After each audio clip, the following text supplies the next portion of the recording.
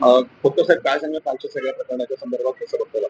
नाही, हे सर्व आरोप आम्ही फेटाळतो आणि मुळात खऱ्या अर्थाने हे समितीला आणि सरकारला बदनाम करण्यासाठी हे प्लांटेशन केलेलं आहे का,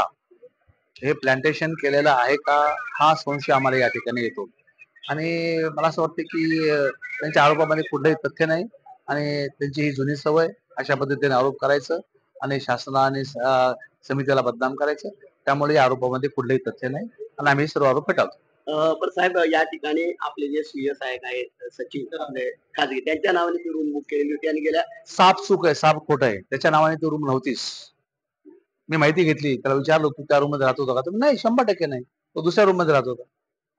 माजी आमदार अनिल लोटे यांनी आरोप केला की पैसे आमदारांना वाटण्यासाठी आले होते असा आरोप त्यांनी केला आहे. आपण कसं बघता त्यांची ही जुनी सवय आहे.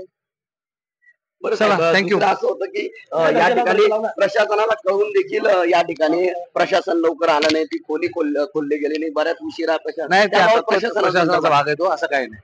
चला, आम्हाला आमचं काम कोणतं, आम्ही कामासाठी आलो. चला.